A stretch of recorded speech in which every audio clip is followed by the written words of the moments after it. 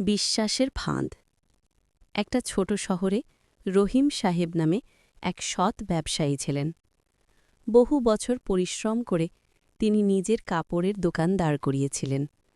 সবাই তাকে শ্রদ্ধা করত, কারণ তিনি সত্যবাদী, পরিশ্রমী ও কারোর সঙ্গে প্রতারণা করতেন না। কিন্তু তার ব্যবসার এই সাফল্য দেখে কয়েকজন প্রতিদ্বন্দ্বী ব্যবসায়ী হিংসায় জ্বলে উঠল। তারা সরাসরি কিছু করতে পারছিল না, কারণ শহরে রহিম সাহেবের সুনাম ছিল দারুণ। তাই তারা শুরু করল চাল, আর সেই চালে জড়িয়ে গেলেন রহিম সাহেবের নিজের আপনজনেরা।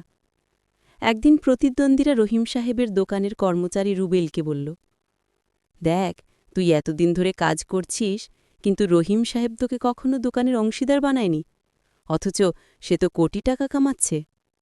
রুবেলের মনে হিংসা ঢুকে গেল।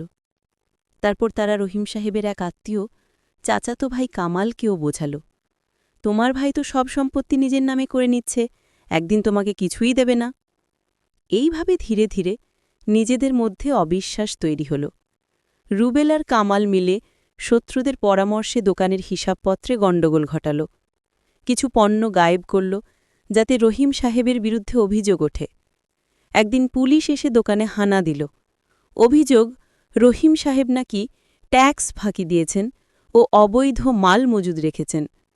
রহিম অবাক হয়ে গেলেন, কারণ এসব তো মিথ্যে। তিনি পরে জানতে পারলেন এই ফাঁদ সাজানো হয়েছিল তার নিজের লোকদের হাত দিয়েই।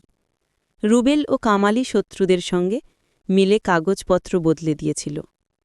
শেষে সত্য প্রকাশ পেল, কিন্তু ততদিনে রহিম সাহেবের সম্মান, দোকান, মান সব ক্ষতিগ্রস্ত হয়ে গেছে।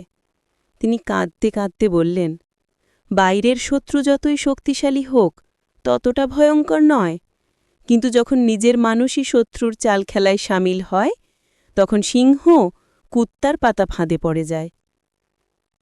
শিক্ষা: বিশ্বাস হল জীবনের সবচেয়ে দামি সম্পদ। যদি নিজের মানুষই শত্রুর সঙ্গে হাত মেলায়, তাহলে সবচেয়ে শক্তিশালী মানুষও দুর্বল হয়ে পড়ে। তাই আপনজনের ভেতর শত্রু আছে কিনা সেটা বোঝাই জীবনের সবচেয়ে বড় জ্ঞান।